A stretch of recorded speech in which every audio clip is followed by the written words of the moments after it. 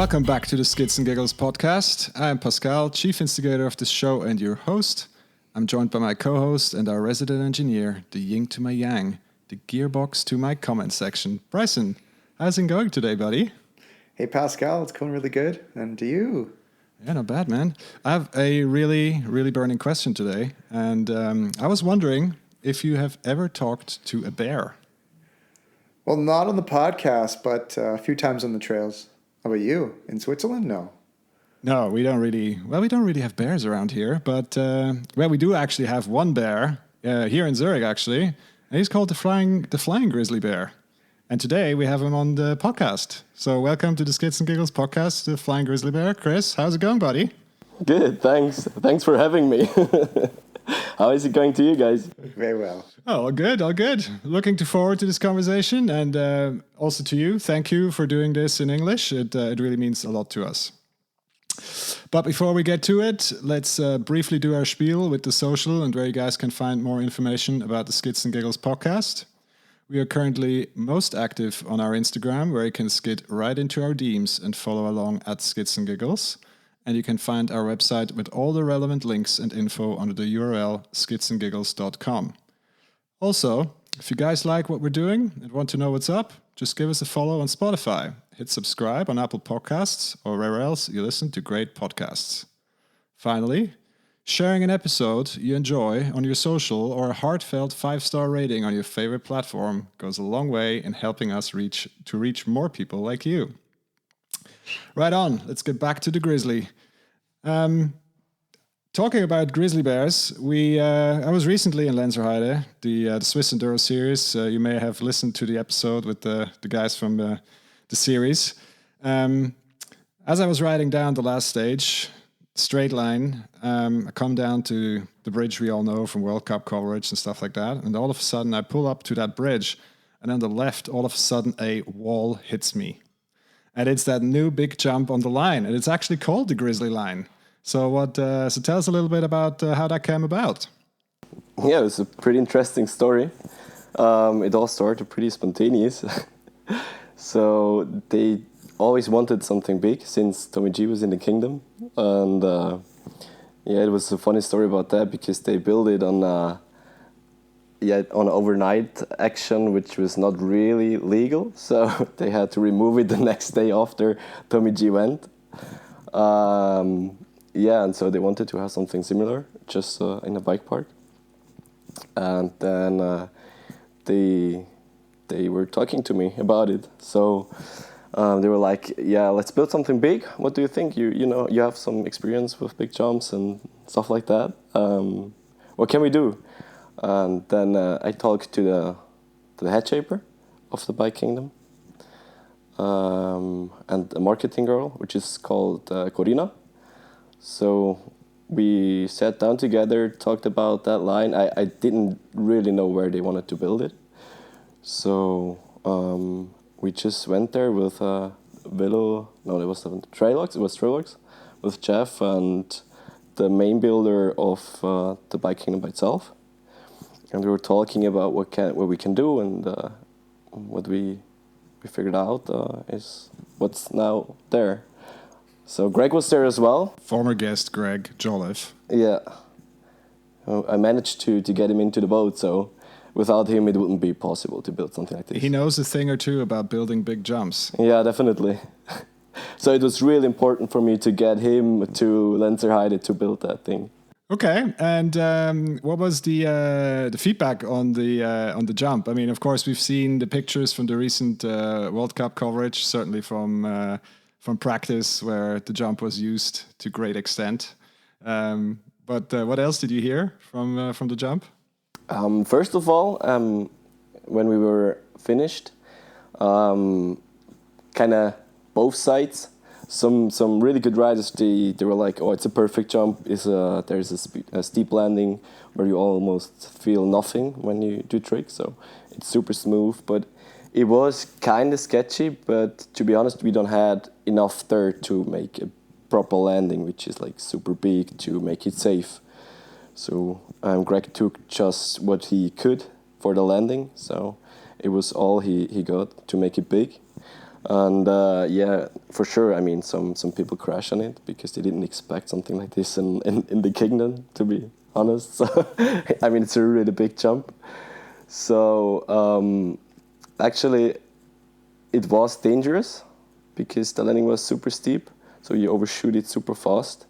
And it was clear from the beginning that we have to get some dirt into it after to make it bigger, and as well for the World Cup, because those guys are coming about 3 times faster than the average park rider. Yeah, that's for sure.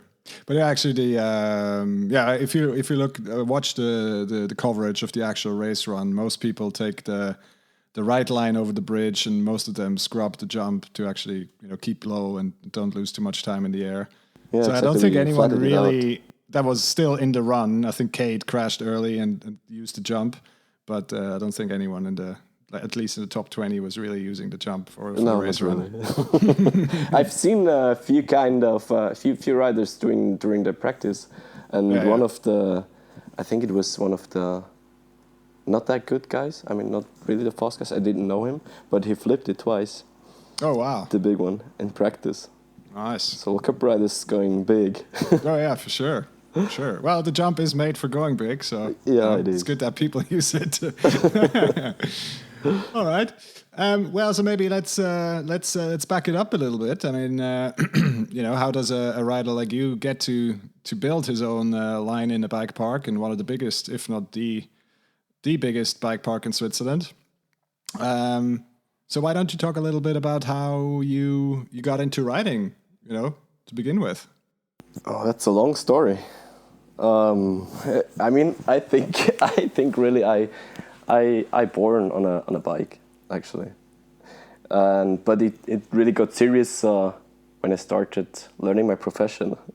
So with 15, around 15, I bought a Marin AdTech Trail, which is one of the ugliest bikes on earth, actually. Maybe it's really bad. You got that quad link suspension linkage, which is the worst ever. I mean, every time when you hit something big, you got a 19 degrees pedal kickback, and you lose your pedal for sure. So I started riding with that one, and yeah, I mean, I destroyed everything. I destroyed the fork on it and shock, and I even cracked the frame after about a half a year. So it was sure I needed something bigger. And then from then on I was riding downhill. I got a Rocky Mountain Flatline, 2012 it was. And started riding downhill everywhere all the time. Started going big. Yeah, exactly. It was actually the idea from the beginning to go big on the downhill bike. Okay. So have you ever done, let's say, any more formal jumpings, like dirt jumping, or have you always been like more a free rider and having the big bike park jumps? I started on a downhill bike. I did my first backflip on a downhill bike. I mean, it was in an airbag in Lac Blanc. Yeah. But it was my first backflip on a bike at all, and I think a year after I built my first it was a year after my first dirt bike. So then I started to learn tricks on dirt bike and enjoyed it a lot as well. So. Today, what keeps you going? What kind of drives you to progress? Is it always bigger jumps? Is it gnarlier lines? Is it what are your goals in the sport? I mean, I enjoy everything on a bike. I think most I like is riding with friends in a group. It really doesn't matter where. I mean, if you have a good group, you have fun everywhere. You can have fun on a parking lot. With bikes, I mean, I had some really good sessions on parking lots with bikes and friends. So, I mean, yeah, but riding by itself, right now I really like free riding and finding and discover my own like lines in the mountains, and for sure big jumps on a bike. That's what I really like. You're also in some of the kind of big air contests. So of course, this year has been Crankworks. I think it was the biggest. You've done some others, I believe in Norway, with some big jumps. Is that also in the future? Do you want to keep competing, or? Yeah, I mean, I would love to ride all the faster stops. That would be the best life. But I mean, I do whatever I can. I mean, if I have the possibility to go to Luzfest, I will go there and ride it. Or if I can go to Norway to Hogfest, I will go there and ride Hogfest. So it's what I really enjoy. I mean, if I don't have the possibility to go there, I do my stuff in Switzerland and try to push my own riding. We noticed you dropped a pretty nice edit earlier in the year. The mashup edit I did. Yeah, the mashup edit. Oh yeah, that's what I like to do. Yeah, I remember we were talking before about how you really are inspired by like the Instagram style, where you like putting together mashups, putting together small edits, and like presenting yourself on Instagram. It's like something you take pride in, and I think you have a really good presence on Instagram as well. Do you get a lot of good feedback from viewers and Instagrammers? Yeah, I do. Sometimes yeah, sometimes no. But I mean, that's what is that's something which is pretty important for me. I want to be kind of idle for people. I don't want to do just bullshit on Instagram and doing like videos and stories where I'm drinking and doing bullshit, you know. I mean, riding is super important and a big part of my life. So I want to inspire people doing same or doing something similar, or I mean, even learn new stuff on a bike, watching my videos, and that's my goal with Instagram. So that's why I'm doing those mashups and all those videos. All right, and so flat spin. This is like and we need to do a jargon check right now. So flat spin is you're doing a 360 spin while tabletoping. Is that correct? No, actually, it's something in between backflip and 360, or even more like a nose-dived 360. So you have your rear tire higher than your front tire. Yeah, exactly. And you have to go like flat. And you're turning either right or left. Me, I'm turning to the left. Okay. But I'm doing everything kind of complicated because I'm dick-footed. Dick-footed? So, it's called dick-footed. I got my left foot in the front and I'm rotating to the left side, so which is completely weird it's like for unnatural. the most of the people. Yeah, it's not the natural rotation. Okay, so that's maybe how it brings out all the style you have. Maybe. I don't know. But one thing I really, for me, when I think about your tricks, backflip is one of them for sure, because you do backflip on a big bike, and we don't see so many people doing that. And for sure, the whip. The sickest whip in the game. Yeah. Oh, thanks, guys. Yeah, the best whip I've seen in Switzerland at least. And for sure, you're like right up there with like, you know, Cade style, even like Danny Hart style, you know, like. Well, chaos. Sick whip. Such a clean whip you have. It's so Swiss, let's say. It's Swiss. It's pure Swiss. It's pure the Swissness in a whip. It's Swissness. Swiss whip. But maybe I noticed, you use a lot of body language in the air. So you're like turning the bar, twisting yourself, turning back. I've definitely watched the slow-mo of your whips like quite a few times. But how about for the listeners out there, describe what you're doing as you like approach the ramp, and then as you're going through all of that. Like what's in your mind before you hit it, and then what's in your mind as you hit it, or at least what are you trying to do? All right. So first of all, I have never something in my mind when I'm riding, so I'm completely empty. I just feel it. Pure focus. Yeah, pure focus actually. Right. But first of all, I think we have to start with the foot position again, because left foot front for me, and I'm upper whipping, so I whip to the wrong direction for the normal persons. So my rear wheel is going to the right side, and that's why I have to steer that hard in the air. So I can't push with my rear foot. So normal persons are pushing the bike to the side with the rear foot, and I have to steer to get the angle. Oh. So and I'm learning whips now for almost since ever, about 12 years or something, because I always wanted to have those motocross whips. That was really my goal in riding. Yeah, achieved. Yeah, Definitely. that was my big goal. But since you have your opposite foot forward, Yeah. It then allows you to use your right foot to pull your whip back. No, it's everything with steering. I don't do a lot with my feet. I just actually imagine you're on a bike starting to get up that ramp.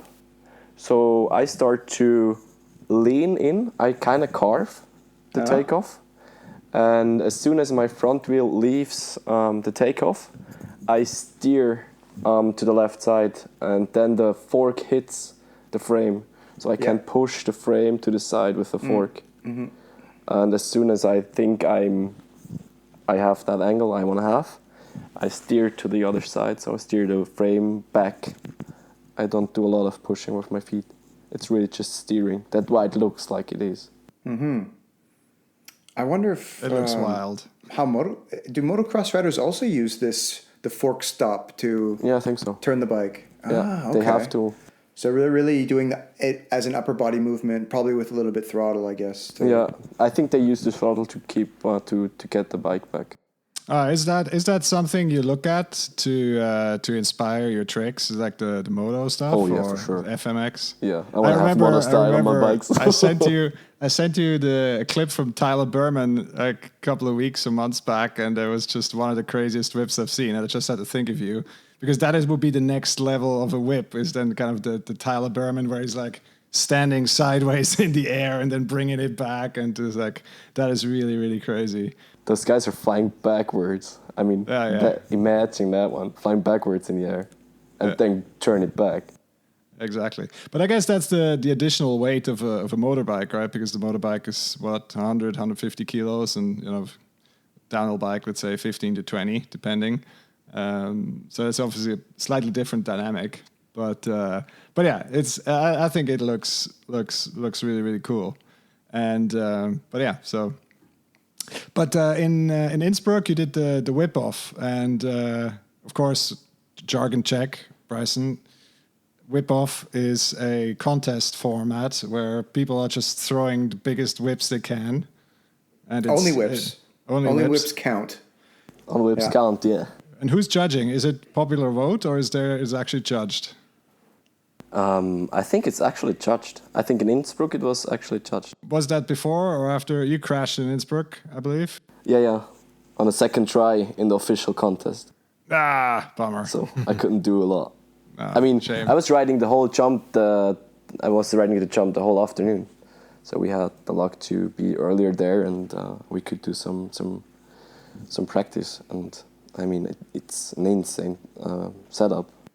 Yeah, but I mean, I guess it's a testament to the style of your whip that they included you in the highlight reel from the whip-offs. Even I think it was only your first run, or at least some practice runs, because there was in the kind of an Innsbruck video there was I think one of your whips was featured in it.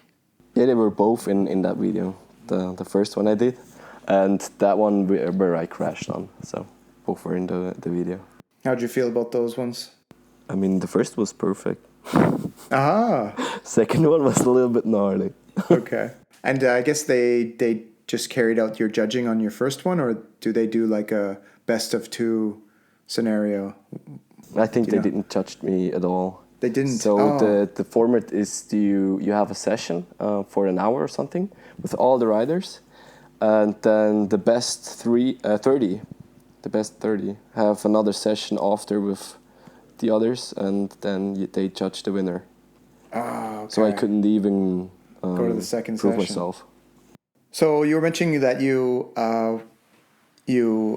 studied to be a professional. Now that's a professional bicycle mechanic, correct? Yeah, correct. Yeah, and that's when you fell into the love for riding and free riding, pulling tricks. What about taking the next step, going full pro? Oh, that's difficult. I mean, as a professional, you have to have all the supporters and the sponsors, and that's the big step, actually. Yeah, it's not just like it just can happen, but it's definitely a trip, a journey. Or a goal. Yeah, of course. It is actually. I mean, it would be a goal for me if freeriding is accepted as a professional sport. I mean, I'm really not a slopestyle rider, or I mean, not a professional, not at all, or a World Cup racer, downhill racer. So I am something in between, and you can't like measure it. So it's difficult to get a professional or a profession out of it. Yeah, I mean, there's only very few riders that have kind of that niche, kind of that free racer or like true free riders, right? So kind of that's basically the people that are competing in Rampage. Yeah, basically. At at a maximum, and that's just a very few. And I guess here in Switzerland, it's a bit more conservative compared to other markets in terms of the sponsorship opportunities for a free rider. Oh yeah. So I guess that's the big challenge here, right? So of course, if you're cross country racer, it's slightly. I'm not saying it's easy, but it's a bit easier. But then if you're let's say an action sport athlete, and your only competition is maybe once a year, or maybe two events a year, and some video projects, and that's of course is slightly different, especially certainly in mountain biking where it's not as established in Switzerland. Speaking of racing, have you done any? Yeah, when I was 15 or 16. I've done the Trail Fox, Tuckline Trail Fox in Flims. Maybe you know that one. So, but I had always bad experiences with racing. Not for myself, for my friends. Because I was actually not that slow. For 2 years of riding, actually really riding. But always when I am on a race, a friend of mine is destroying himself. So that's why I stopped trying to be a racer, actually. Because people are going to their complete limit because everyone want to win. And if you're honest, that's not really riding, that's not fun. I mean, you have to compete in a thing you're loving to do. So the thing you love to do is competing and not riding, for me. And I'm not competing, I enjoy riding. Interesting perspective. I see. Yeah, it's not the competitive mindset. It's the fulfilling yourself. Yeah. Yeah, I like that a lot. I'm right there with you. Cool. That's pretty much my take on racing as well. I'm not also not fast, so that's the other side of it. I mean, everyone could be fast if you give a lot of effort into it. But if you're not love to compete, you're not fast. If you just don't brake, you're going fast. Yeah, just get off that brakes. Oh well, soul riders, soul racers. I mean, there's room for everyone. That's the beauty of the sport. So that's I think the important message here. We've already talked a little bit about it with the whip-offs and crankworks. Some nasty crashes. Obviously, we're going big. There's obviously sometimes, unfortunately, also some big crashes. So kind of how I'm just curious how you deal with with the let's say the side effects of your riding. Of course, you just come back from I think a pretty lengthy injury. You've been off the bike for a couple of weeks, I believe. So yeah, I just wanted to know how you deal with all of that.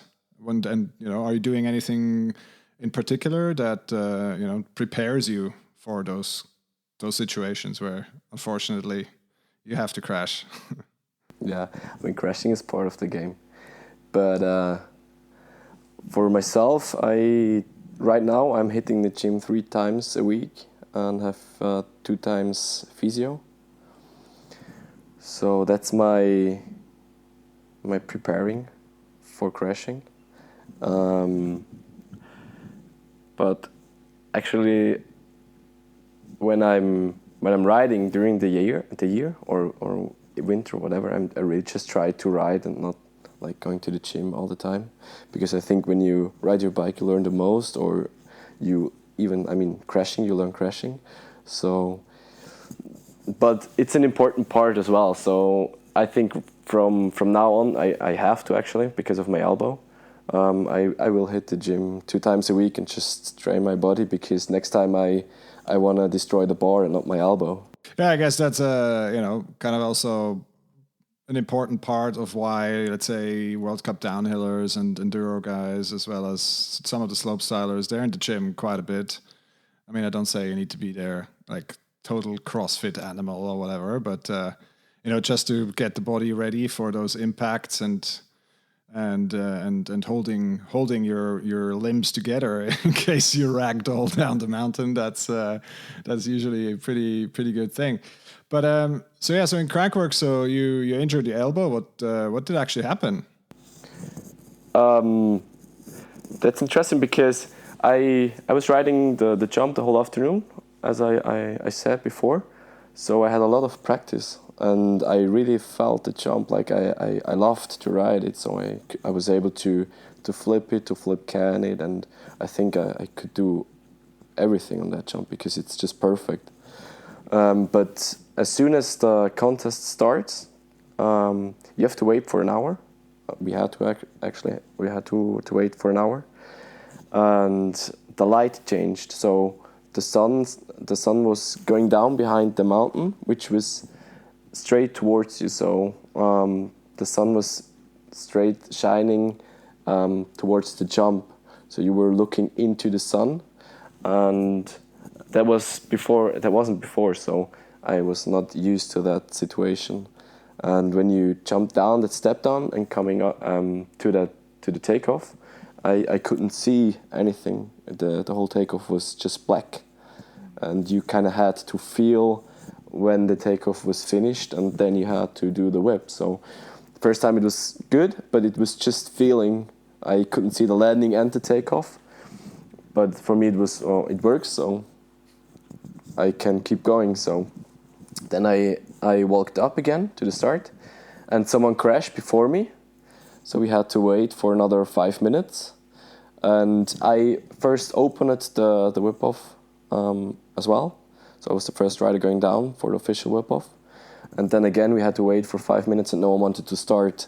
So I was like, okay, I mean, I can go. No problem for me. I mean, I did it before.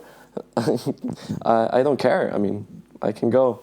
So I dropped in, did my whip, and got a little too nose heavy because I turned my bar a little too early. So I was completely nose heavy, stretched arms, and couldn't bring the whip completely back. So I was about 45 degrees sideways, what isn't actually a problem. I mean, I landed 90 degrees sideways and rode it out few times. So it's not that big problem. I mean, if your front wheel is pointing towards where you want to ride, you ride it out. But because it was so nose heavy and the jump was so big, and my arm were stretched, as soon as my front wheel touched the ground, my elbow popped out because of the heavy impact. So I was holding on my bar so heavy that my elbow popped out. That's the reason actually why I crashed after. So I had no scratches on the whole body. I didn't even hit my head on the ground or something. My elbow just popped out. Oh, dang. Well, yeah, good on you for going to the gym. So next time, hopefully your bar snaps, not your elbow. That's the goal. Oh, man. Yeah, that sounds... But yeah, so you've just been in the gym and some physio, and now you're all good to go again? Or is there still some after effects? No, I think it's just my mindset. I just have to get my mindset back. It's a big part of the whole thing as well. I mean, first of all, I have to get the trust back in my body. So for me, it's hitting the gym, trying to go to the limit of my body strength and see how the elbow works. And right now it works, even on the biggest, on the heaviest weight, it holds together and it doesn't hurt. So now I'm going back to whatever skills park, trying to get my tricks together. All tricks I have. That's actually not a lot tricks. I just have to big ones. Yeah, I just have to land them clear. That's for me important to do the complete rotation and land both wheels on the same spot and together. So just try to get the precision back. And you're also doing some tricks on your enduro bike, I've seen. Yeah. So a funny story for the listeners out there. The three of us all ride the same brand of frame, just a small maker, but it kind of makes us a little bit of kin, eh?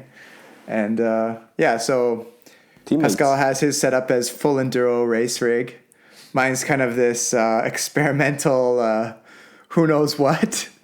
And of course, Grizzly's is a free ride enduro machine. So Free Duro machine. Free Duros.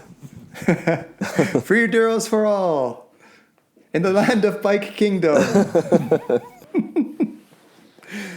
Do you find it easy to translate the big bike tricks into the enduro bike? It's probably a different feeling. So what do you think?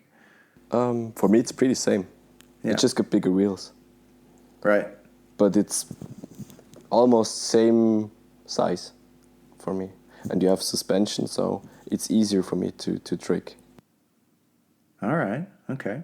It's a little bit lighter, or because you have a carbon downhill No, it's same bike. weight. It's Same, about okay. 6.5 kilogram. Right. Yeah. Right. But right now I'm riding mullet like you are. All right. Yeah. And what do you think? I like it. I mean, you Cool. get business in the front and party in the back. It's I know. perfect. Yeah. It's so cool. Definitely. It's like drinking a beer and a cocktail at the same time. Yeah. That's exactly how it is. I think that's the All best party. description. That's the best description of a mullet setup that I've heard so far. I'm on fire today. Yeah, exactly. Yeah, I love riding mine too. It's really versatile and, just good all around. I could do anything on it almost. I mean, I pretty much chase down Pascal a lot, and his is a rocket ship. Interesting is that mine is about 1 kilo heavier than yours. At least. Yeah, but now it's also in full setup. So Full race trim. Yeah. full race everything. It's like factory spec racing. I don't God. like to deal with flats or any of that. So Or air in your suspension. So, No one likes air in the suspension. That sucks, man. Yeah, you need air under your tires, not air in your suspension. That's how it works. Okay, I would like to get back to kind of the content creation side of things, because I think that's really interesting, and we've had, especially with what you said earlier about that's your main medium, how you want to present yourself and inspire others to ride. And we also had some interesting conversation with James before, very early on in our podcasting career. And he made an interesting point, and he was saying, it's actually in, let's say, this slopestyle free ride mountain bike corner of social media, you can't really tell where someone is from, because all the big guys, be it Reeder, Semenuk, Johansson, Hoopbot, they do their tricks. They look pretty similar, they ride kind of the same big tricks, but no one is really standing out for their heritage. So for kind of where they're from, and of course you have the Canadian guys that have their big parks and big mountains. And I was always wondering, how are you thinking about, do you want to bring across that you're Swiss, you're from the Swiss mountains, and you want to present Switzerland, or is that not something that you think about with your content? Actually, no. I mean, you can ride everywhere, but it's crazy because in Switzerland we have so many different kind of riding. So we have everything here. That's why I love to ride in Switzerland, because you can do the Nordic freeride lines, you can do some really, really good bike park laps, and you can go to Davos and do the best enduro riding. So we have everything. So I think you see my videos a lot, Swissness, I think. But actually, I'm not trying to show Switzerland to my I don't know, to my followers. Okay. Have you thought about this before? I mean, of course, now that's a bit spontaneous in a podcast recording, but if you think about, think outside the box a little bit, so kind of how you could present this to, a destination, right? So Lenzerheide, Davos, or maybe some of the smaller areas that only just get started in mountain biking. I guess there's scope to do quite a few things, because as you say, as diverse as Switzerland is, there's a lot of stuff that you could do. Yeah, I mean that was what was I was trying that one actually. I tried to do a video part this year, but I couldn't because of my injury. But I really tried to show some different spots in Switzerland and some riding in Switzerland, some free riding especially in that video. Maybe I have to do it next year, but I started to do something like this year. Yeah.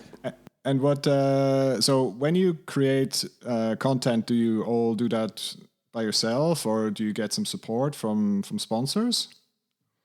Yeah, I get some support. For that project, I tried to do this year was TSG.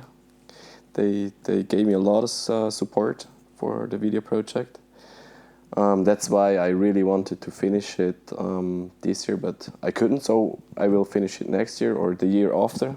I mean, it takes a lot of time to travel to different spots and take the videos there, but Sure. I really want to show what we can do in Switzerland and what we have in Switzerland to ride, because I think no one really does already have a video project from Switzerland with free riding. I mean, Ludo May a little bit, but I mean, he is just the janky switchbacks in the valleys and Verbier and all these places. But yeah, no, I don't think so. There's a lot of room in that space, I think.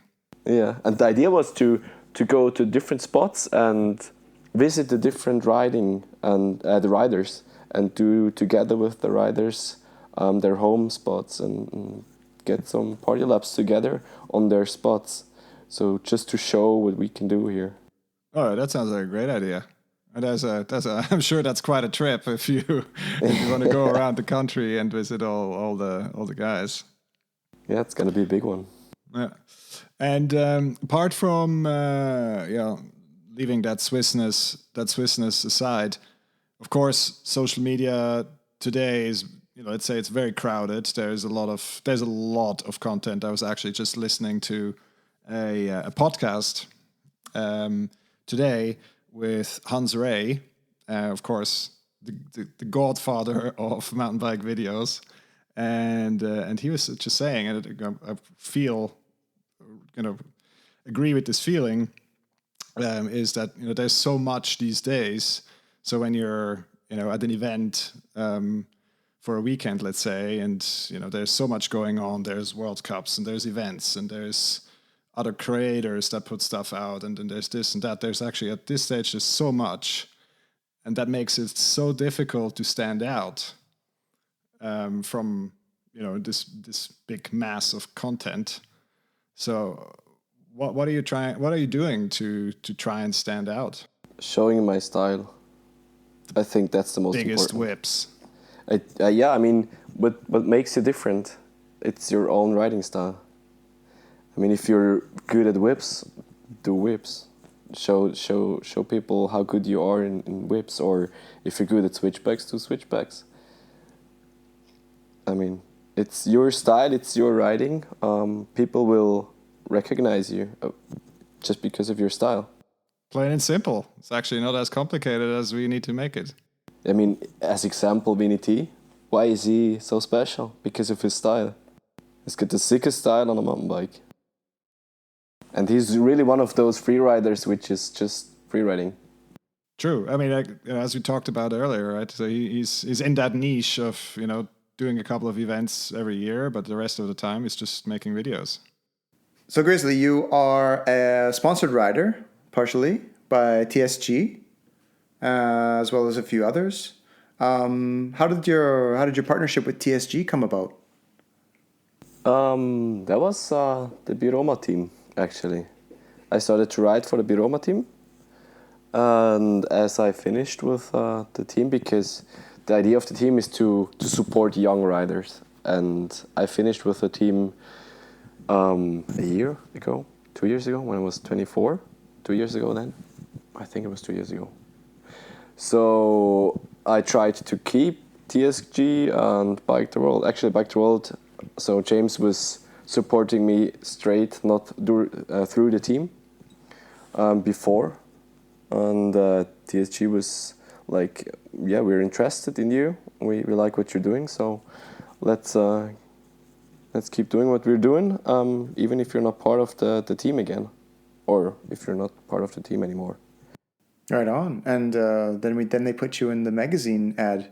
The helmet ad on Pink Bike. Yeah, exactly. That was really cool to see you there. I was like, hey, I know that guy. Yeah, I didn't know that, but I was on the big pictures on the Eurobike, on the DSG stand. Really? I didn't know that. No. Oh, wow. Some friends of mine sent me the pictures. And I was like, no way, what am I doing there? Why did they take pictures of me? So the name Flying Grizzly, does it have a story? Yeah, it was my biggest sister, which gave me that name. So it started when I was really young. My family called me Grizzly. Not Grizzly, so Grizzly, instead of Chris. Mm. And when I was getting older, my friends started to call me Grizzly. And then I started to ride bikes and did some jumps and stuff. And my biggest sister once said to me, "Oh, you're a flying grizzly." So that's the story. And I tried to change my name on Instagram one day to Flying Grizzly, but it was already taken. So it's the Flying Grizzly Bear now. Excellent. Yeah, I always thought it had origins in something with Canada, because Canada is known as kind of the grizzly country.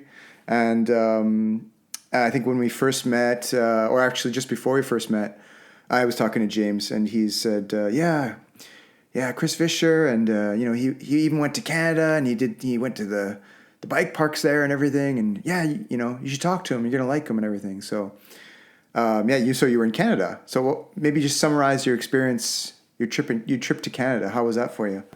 Oh, Canada is the best place on earth. You're welcome, by the way. Thank you. I mean, you have the best stuff there. I mean, mountain biking started there, actually. Yeah. So you have everything. And what kind of brought on that trip? Whistler. Yeah, it was Whistler.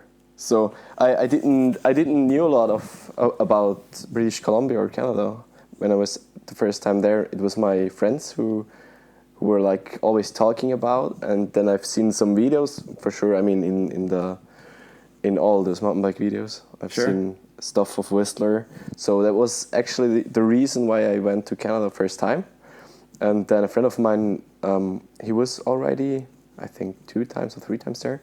So he just showed us around and took us to the best spots. And we were in Kamloops and North Shore Mountain, Whistler for sure.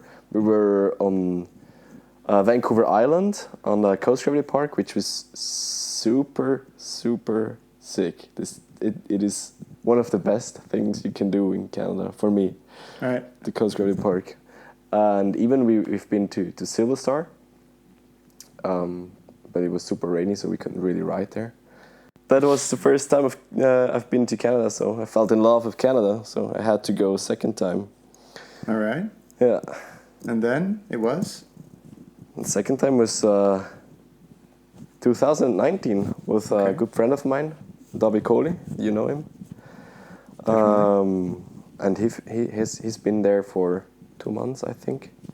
So I could just go for 3 weeks.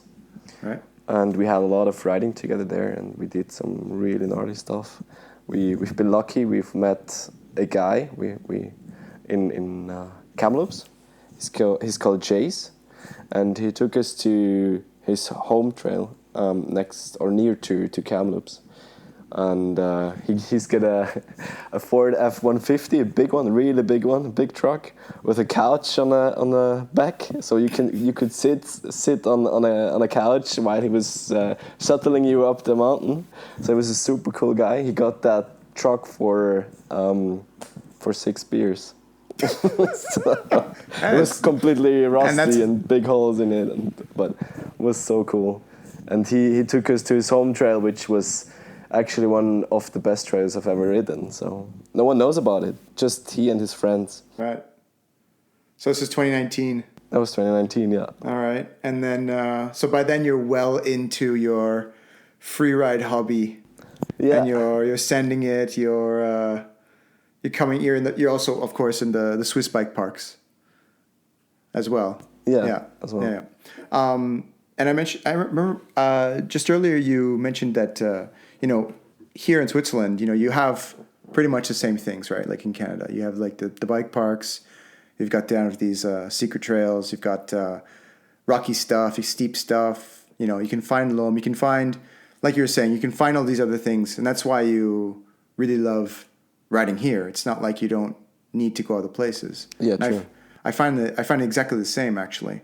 And the more I get out to different places, the more I realize like what I have around me is like just as sick as what I left behind. So I'm really grateful for this. But kind of one thing that crossed my mind as you told me that, and I of course agree with it, was like, actually people can come here and they can ride free ride lines, they can ride bike parks, they can ride high alpine stuff, they can ride really remote things and everything in between. And but then I thought to myself, how do they know this? How can they find out? Where can they go to get like kind of a menu of all of these things? And so maybe Pascal, maybe we should get together the alumni and we just like get this out there, like maybe in a podcast format. No, sorry, I'm just joking. Maybe in like kind of like written. And we can have like this like skids and giggles, suggested this, enduro, suggested free ride line, Grizzly line, suggested, team enduro event and all these things, like a highlight list. That would be really cool. Giggles People favorites or something. Yeah. You can put that on the homepage. Yeah. I just kind of had like a light bulb there. I was like, if we're reaching out to some people who want to know about Switzerland, and we're talking to all these people from around Switzerland who are doing so many different things like free ride, enduro, and everything in between, we should just like point format and be like, boom, this is where you can find that. That was the idea actually for my video.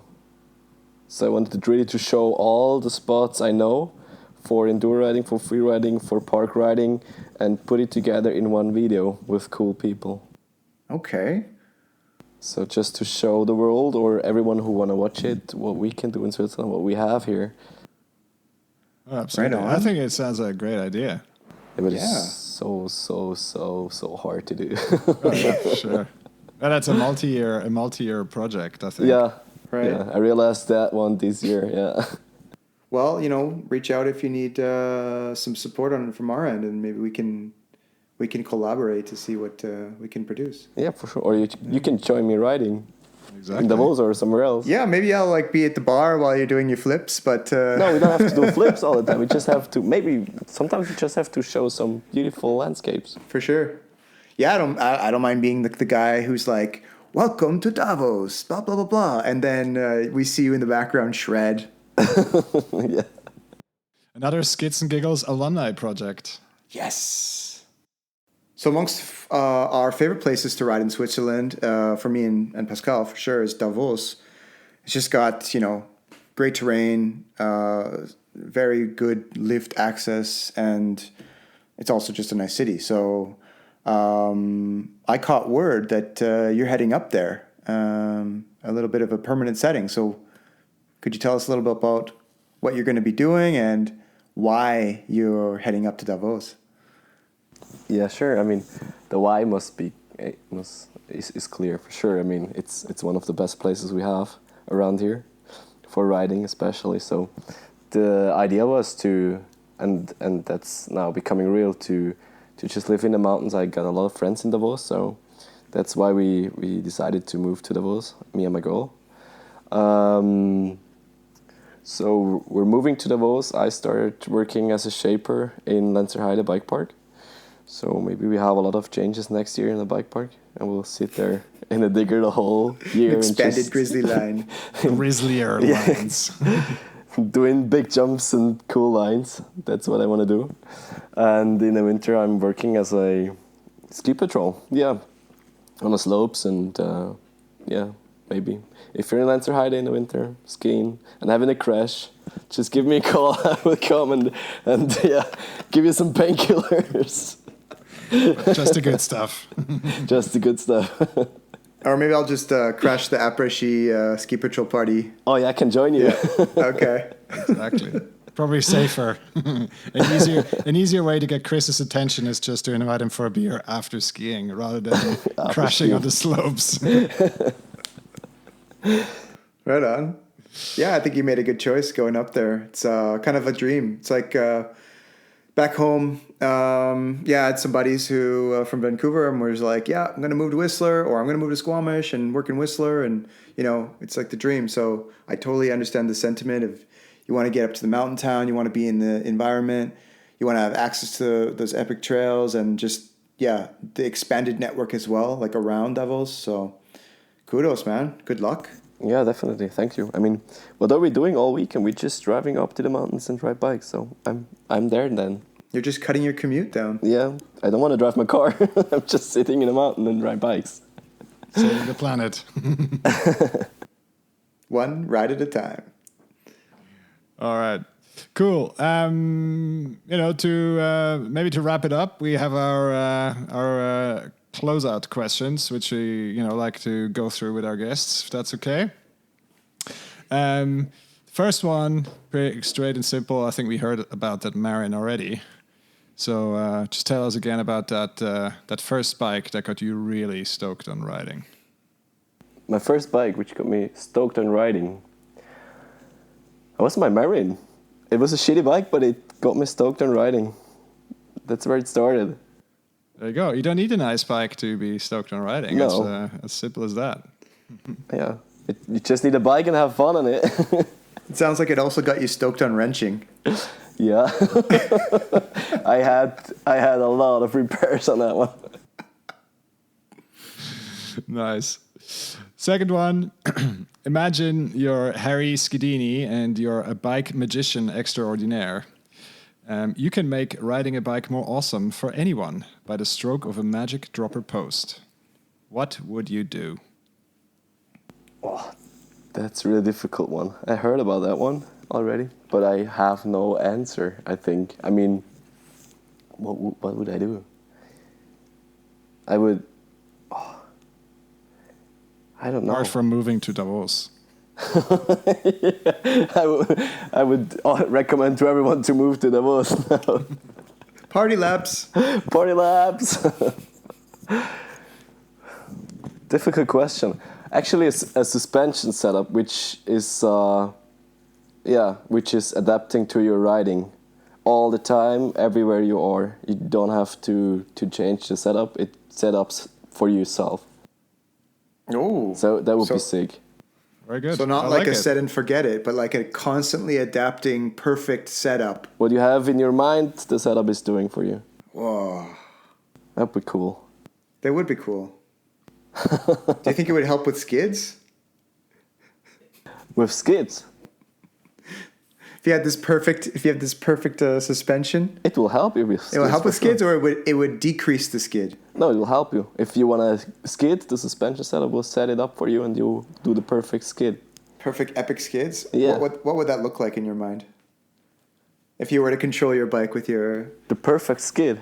Yeah. Getting full speed in a corner like a World Cup racer and kind of realize at the very last moment that you have to turn your bike around, so both brakes full locked and get into the berm, almost like get popped over your bars, but your rear wheel is just exploding the ground. Like everything is just flying around you. That's a perfect skip for me. Nice. Well, Grizzly, that was really cool. Thanks again for your time, for sitting down with us. If listeners have any questions or want to learn more about the grizzly bear on the bike, what you're up to, where can they find you? Basically on Instagram, Flying Grizzly Bear. And if you want to learn something or if you want to ride with me, just hit me up. I'm totally in for riding. Sweet. All right. Thanks again. This was cool. Bryson, awesome. Good chatting to you. See you guys soon. Farewell, boys. Ciao. Cheers. Thank you, guys.